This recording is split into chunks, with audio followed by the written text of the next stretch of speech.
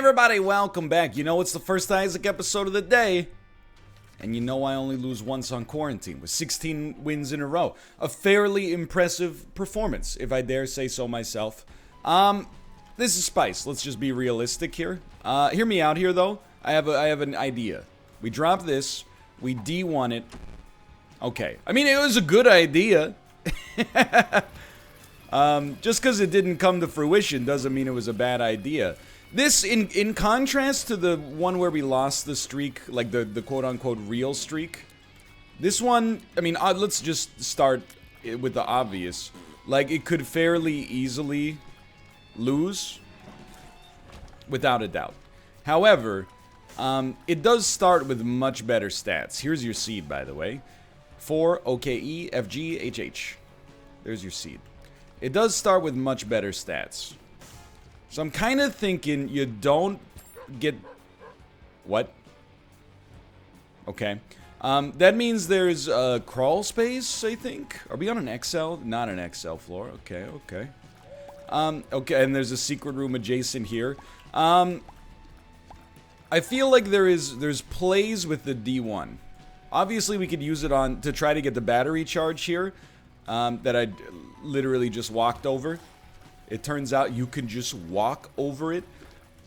Okay, that was a little spiced. Slightly dangerous, but I think what we really try to do is maybe save the D1 charge for a bomb, which I think is very astute. And as long as we just pick up a bomb... Oh, if we'd known, we could have looked at that and then D1 that. So I'll give you that one. I'll give you that one. We should have paid attention to any potential shimmer there. David Shimmer, aka Ross Geller and friends. But this is what we wanted. We wanted to generate some bombs, so if we find tinted rocks, we have the ability to actually, you know, kind of steamroll them. I'll level with you. I think, no, wait, what was I going to do there? I think you start like this. You do this. You get 2 spirit hearts. You do this. You pick up 2 of these spirit hearts.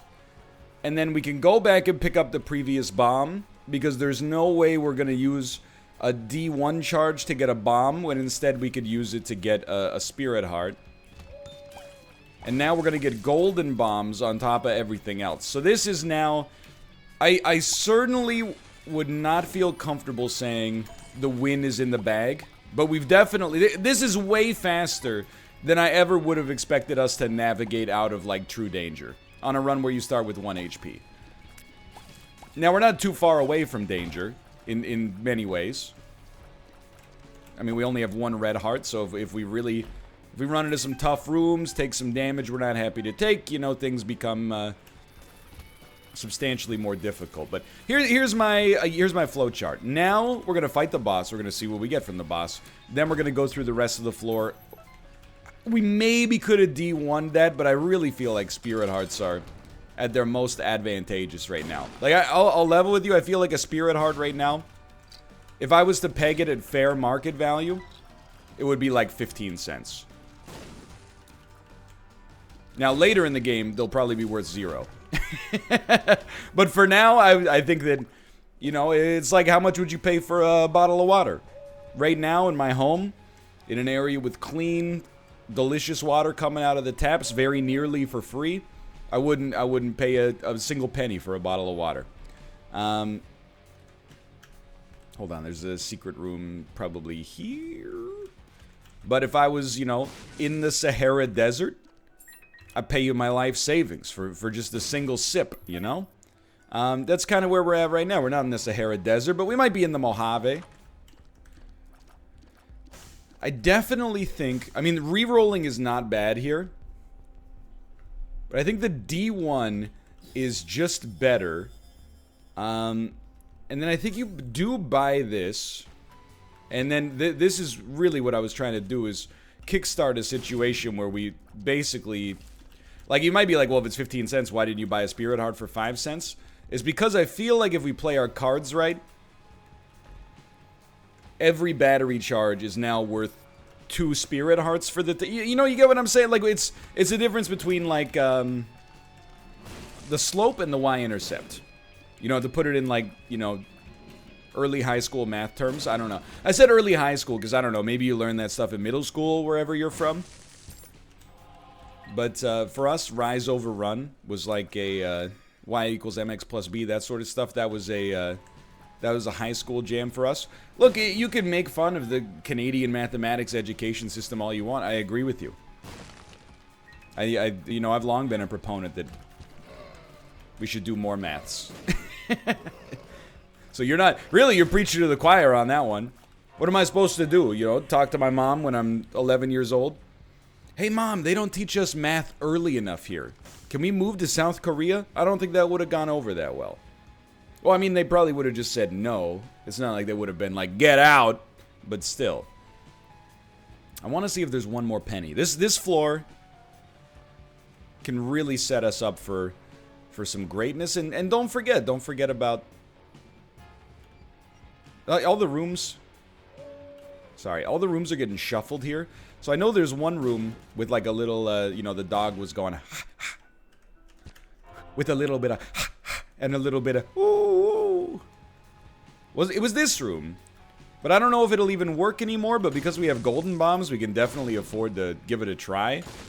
It was 100, I don't know if it was this, it wasn't this location, but it was this configuration. Alright, so I don't know. Just listen for it. So I think what we want to do for certain is forget a blood bag, not super relevant. Look for another battery charge. Even though we're one room away, a battery charge is the play for me, I think. Yeah, so we'll pick this up. That's another 2 spirit hearts out of this. And honestly, like, leave this pill behind. And we're off to the races. I mean, now you couldn't ask for much better out of your first floor.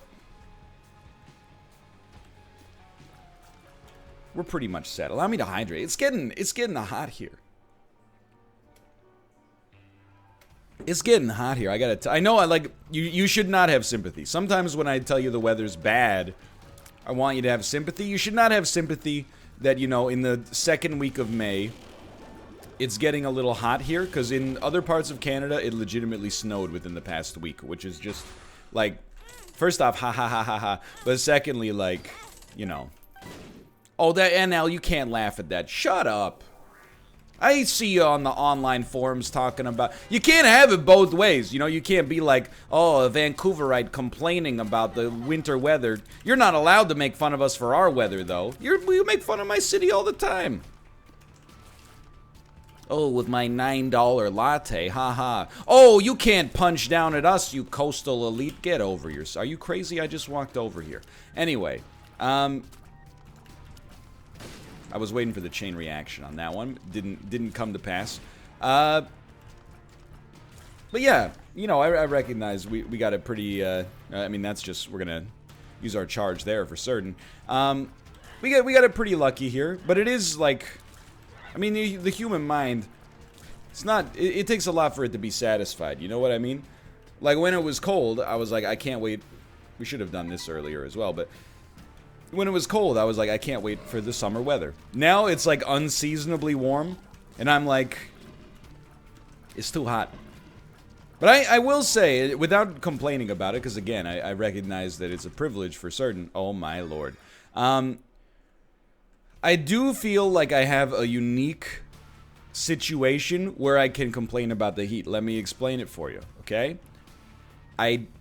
Most people, if it gets hot, they can open their windows. For me, if it gets hot, I admittedly can open my windows, but then everybody that walks by outside would be hearing the insanity that is coming out of my mouth right now, and they would, you know, really it's more like, it's not like I'm worried about being recognized or even being like embarrassed that people are listening to it, but I don't want to like have people walk by laughing at what I'm saying or being like, what's up with that guy, etc., etc. I'd rather just be hot.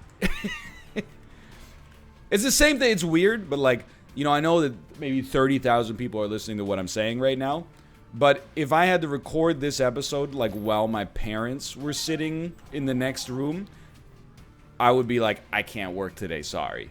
Or at least I would feel really weird about it temporarily. I'd probably get over it, but, you know, because I gotta do my job. But, You know what? Here's the deal. The D1 is fantastic, but I was just gonna say, if we can get something sick out of Mom's box, all of a sudden,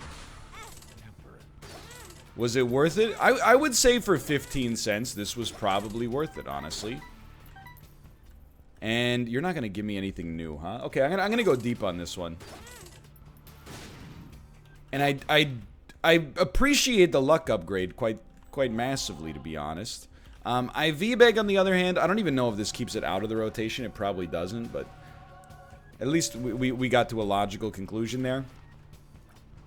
We'll keep moving on. I don't really want to look for the secret room there, to be honest.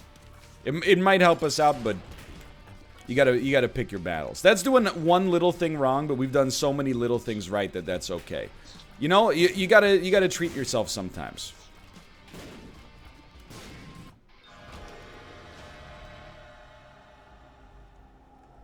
Okay, well, I think it's kind of a no-brainer. You definitely want Lord of the Pit. Now, the question is, are you ever going to use Judas's Shadow? The answer is probably not, although the D1 makes it more likely that we'll have the opportunity to do so. But it is half price, and it only costs us 1 HP. HP's not at a premium.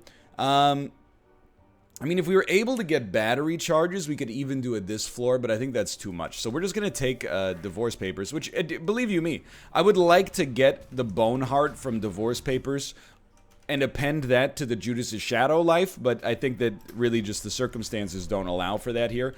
But on this floor, we can definitely, we definitely have the opportunity to make it work, I think. But it's weird, you know, like... I really don't have a problem with public speaking. I'm being 100% sincere. If you were like, hey, we need you to give a speech, not that this would happen because I talk about inane nonsense, but if the city of Vancouver was like, we need you to give a speech on TV today, like on global news, we're going to have you give a speech, I would be like, that's no problem. I wouldn't be nervous in the least. But if you were like, you know, talk about your middle school years while your mom's in the other room, I would be like, it can't be done. They have not built a human being capable of withstanding that level of cringe.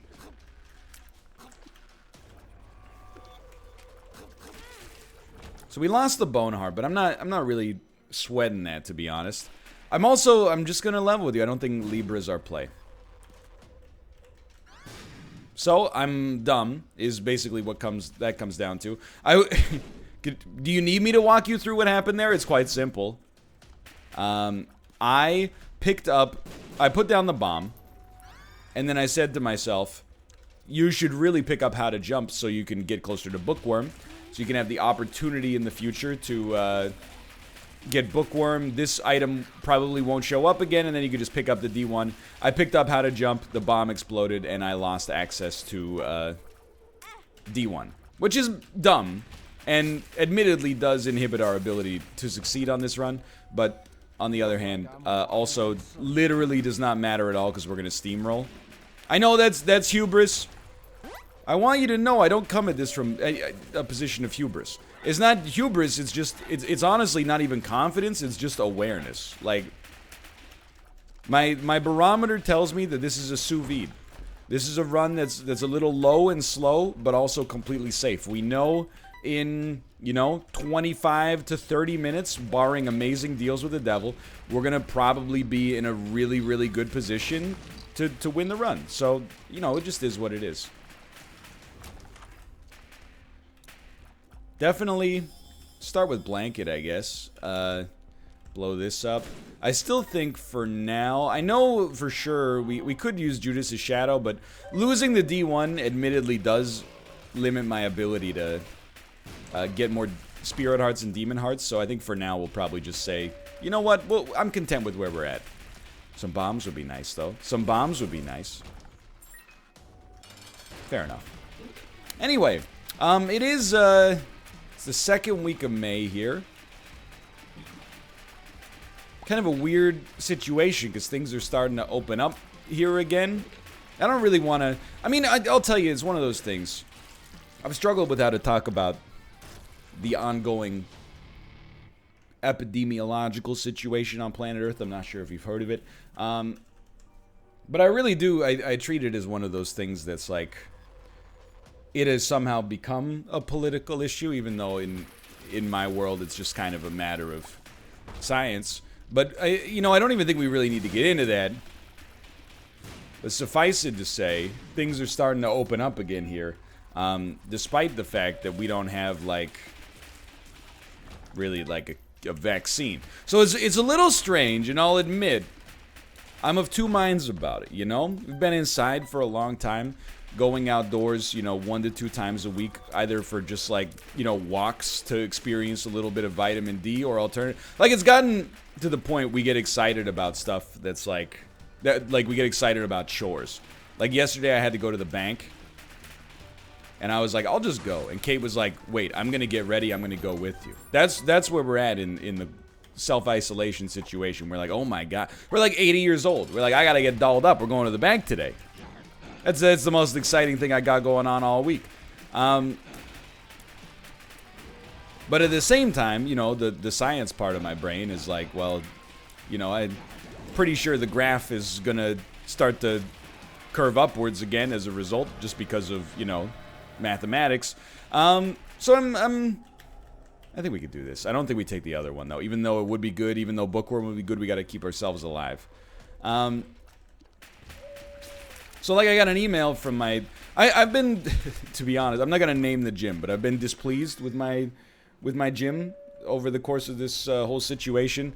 They basically did not... I understand, by the way, they're a small business. So I give them credit for that. And by a small business, I mean an international chain that happens to be locally franchised. But, I don't blame the owners so much, I guess. Well, I don't know. Maybe I do.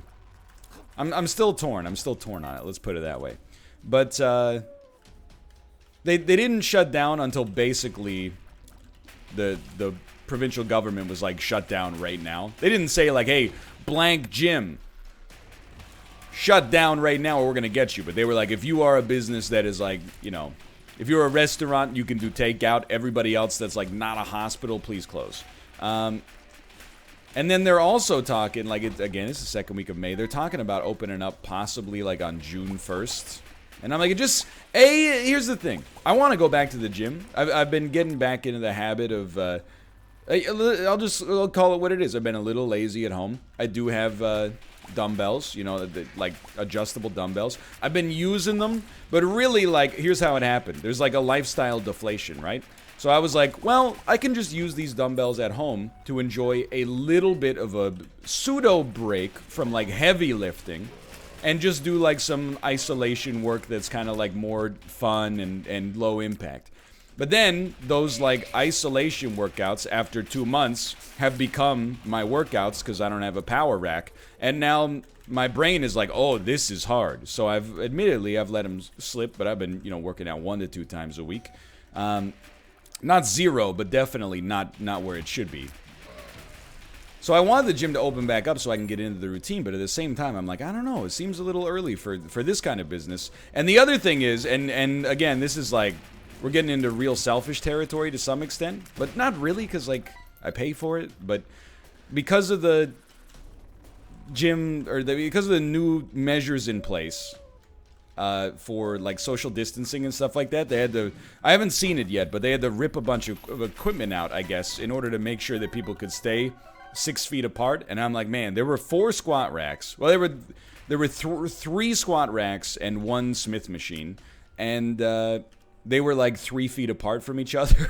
So I'm pretty sure I'm gonna get in there and be like, why am I paying you like 60 bucks a month for access to 10 treadmills, 10 exercise bikes, and a large yoga studio that nobody's ever in. So I don't know. We'll see. We'll see about that. I'm not going to be too complainy about it, but it's... I mean, like, because I'm talking about hypotheticals, right? But the thing is... And again, please allow me to recognize it is a privilege to be in a position where, nobody in my family is ill. And, instead of complaining about stuff that I could really complain about, like, oh, the pandemic cost me my job, and also, like, my uncle is in the ICU right now, I get to be like, well, when the gyms open up, there's not going to be as much equipment. But, I got to be true to my own truth. That's kind of where I'm at right now. I understand for sure how it sounds, though. Don't get me wrong. Because, I mean, as I'm saying it, I'm like, man, what a whiner. Is this... There's an X on the ground there. I just... Something about that, I was like, maybe... But, I mean...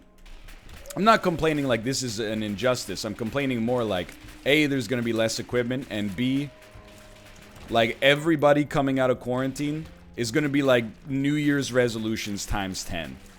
Because you're going to have the New Year's resolutioners who were like, I wanted to get in shape, and then the COVID stuff happened. And then you're also going to have the normal gym-going person who is going to be more hardcore because they're like, I lost, 2 or 3 months of potential progress.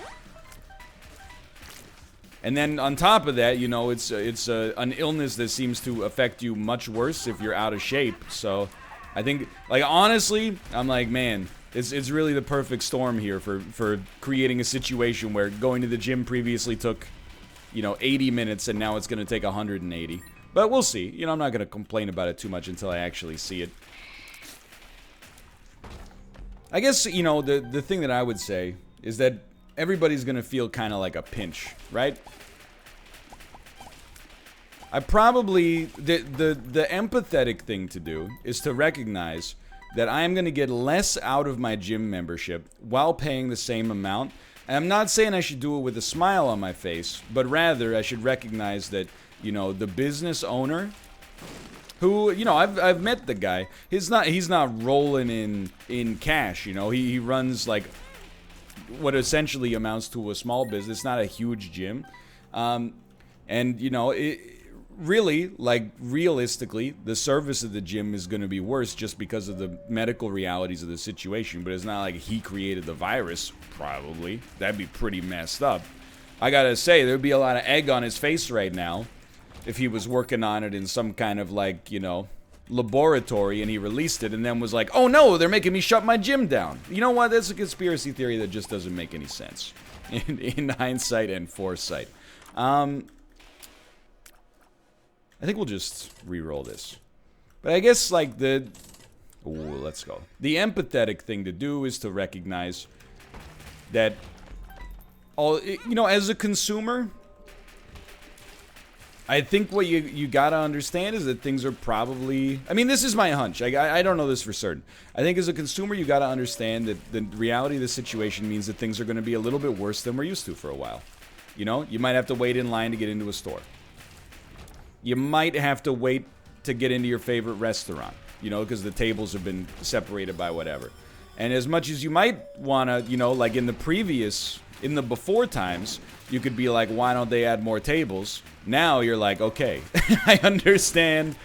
So I guess, like, I'm talking to myself, but I'm like, we gotta be patient here, I still think we can afford to do it.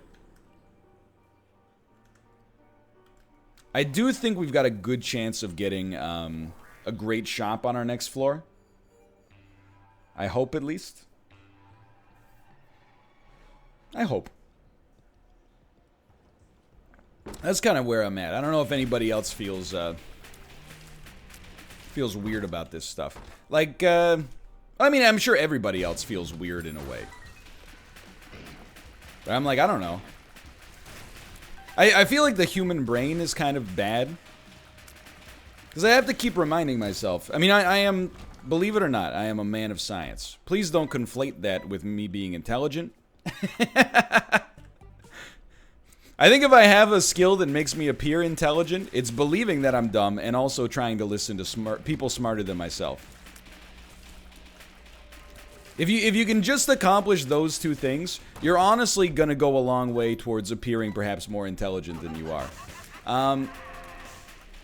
But like, my brain is like, come on, dude, open stuff up. We've been inside for 2 months. We've sacrificed a little bit. I mean, I've watched everything on Netflix. You wouldn't understand what it's like. But like the human brain feels like is done some stuff, right?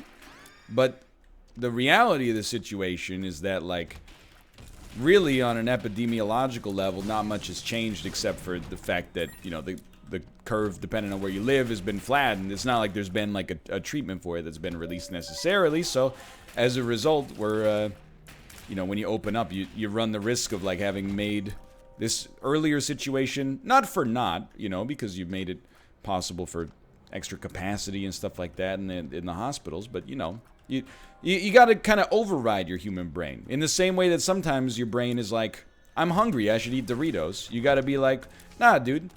That's my genes talking. My genes don't understand Doritos are actually bad for you. I got to use my higher order processing functions and be like, nah, I'm going to have, like, some fruit. I'm going to have, like, you know, some chicken breast or something like that. So that's kind of where I'm at. It's just, I mean, by definition, it's weird, right? Like, this is the first time, realistically, the first time anybody watching this has ever dealt with something like this, myself included. I apologize if you are literally a centenarian. I don't think we want that. Well, I know we don't want that. Let's rephrase. If you're a centenarian and you're watching this and you're like, I lived through, you know, Spanish flu, then by all means, I apologize. Or maybe, I don't know, maybe you lived in another part of the world that went through, like, I mean, I was gonna say, like, got hit hard by, like, you know, MERS or SARS or something like that, but I'm like, that's a false equivalency. They weren't on this scale. But yeah, it's, you know, we're all figuring it out as we go. I don't really have a hot take, again, because I just listen to the experts.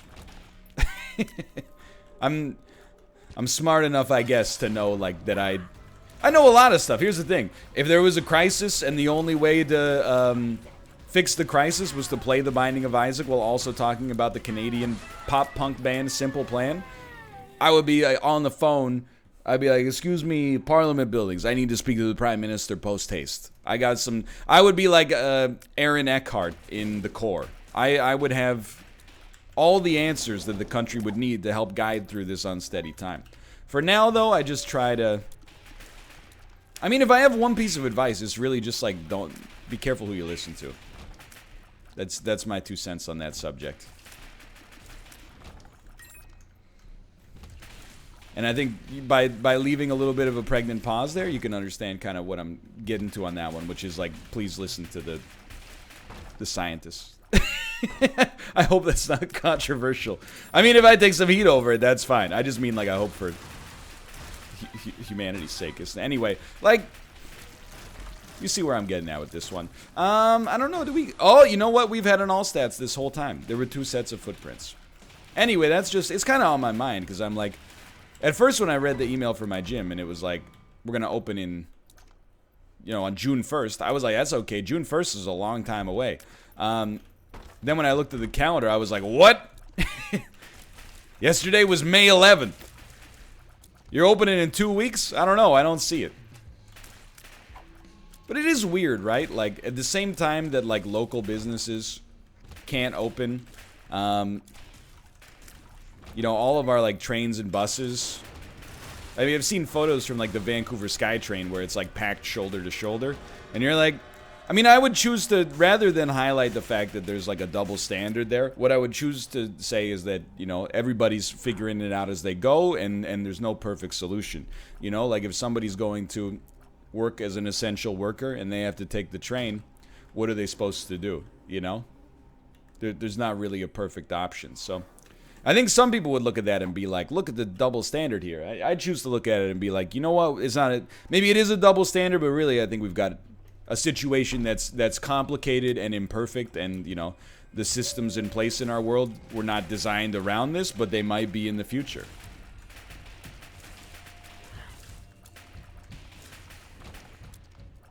I'll tell you, I don't think I'm ever going to go back to shaking hands.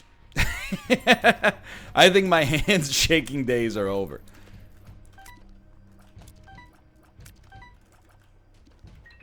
I do also think, and this is much more minor, and by the way, I hope you're not stressed out to talk about this. You know, we haven't talked about it in a while, and it just kind of naturally blossomed up today. But I feel like, you know, obviously it's not the same for everybody. People have been personally affected by it, without a doubt. But, you know, in contrast, when we were talking about it in February, we didn't know where the situation was at, and it, you know, seemed really bad. And, like, it still turned out to be really bad, but on the other hand, we're also kind of like, it's under it's slightly more managed now. Not fixed, but it's under advisement, under surveillance. That's what I'm looking for. So I think it's a little bit less stressful to talk about. It's a weird feeling to be living through a time where you're like, man, I can't wait to watch the Netflix documentary on this. It's like how my parents felt when I told them I was watching Wild Wild Country. They're like, we saw that on the news. But I think the other thing here's the reason I think that the documentary, and inevitably there'll probably be like 15 documentaries like next year that come out, or you know, maybe in a couple of years, but it's weird to be living through like a news story that has developed over the course of like 4 months. I think that's where I'm at. Like, so much wild stuff that I would have thought of as like, you know, science fiction has taken place over the past 4 months that you kind of become numb to it. You know, you're like, yeah, I mean, of course, when you get the virus, your toes turn blue. Tell me something I don't know, right? But when you see it all packed into like either a 10-part miniseries or like a 2-hour-long documentary, you're like, man, that was a lot of stuff is going down right now. Anyway, that's just my thoughts on it. It's the, you know, even now as things are starting to open back up, especially given that, you know, Kate's pregnant and I have a responsibility, not only, I mean, I don't want to get sick, for one, but secondarily, I want to make sure, you know, my wife is as safe as possible. So, you know, it's like, now that things are starting to relax a little bit, like, what's your level of comfort? Especially given that there's like an incubation period. Anyway. That's where I'm at. Allow me to say the obligatory wash your hands, cover your face, but don't touch it. Try to stay 6 feet apart from people, etc., etc. Full stop. Anyway, it leaves me in a weird position with like 3 minutes left on this run. to find another topic to banter about. But I don't know, I thought we did a very good and measured job there. And we'll see how I feel about the gym. Like, on the one hand, I'd really like to get back into that gym. On the other hand,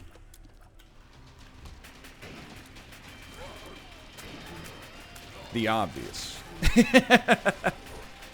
We'll see. I will admit, here's, you know, 2 months ago, or I don't even know, what month is it right now? 2 months ago, I made a tweet that was like, I think I might stop going to the gym until this whole thing blows over. I think naively, we were so simple-minded back then. Naively, I was like, I think I might stop going to the gym for a couple of weeks until this whole Corona stuff blows over. Anyway, it's 2 months later now. Now I'm, like, my main concern then was getting sick, obviously. Or getting ill but asymptomatic and passing it on. Now I'm like, I'll admit, we're at a place, at least in British Columbia, where my number one concern is like, the level of service at the gym is not going to be what I expected and what I paid for originally. And then my number two concern is like, the virus. So I guess, you know, we'll call that progress for here at least. Okay. What did I tell you? We didn't necessarily ball out of control on this run. We got really strong really early and then kind of coasted. But put together a very solid performance, and that's going to be 17 wins in a row. And never forget that we started with 1 HP. So to make that happen felt pretty good. For now, thanks for watching. I hope you enjoyed the episode. If you did, and I'm going to assume you did if you watched all 34 minutes and 6 seconds up to this point, the single best way you can support me, and I'm going to ask you right now with a hard ask to do it. Click that like button below the video player or wherever it is on the mobile app. I'm old, so I don't know. It sends a message to YouTube. Hey, even though this is episode 1700 or whatever of Northernlion Plays Isaac, it's a good one. Show it to more people. It allows the community to grow and thrive. So I would ask you to click the like button if you watched the whole episode and enjoyed it, or if you watched my content and enjoyed it in the past. For now, thanks for watching. Thanks for your subscriptions, and I'll be in the comments. See you next time.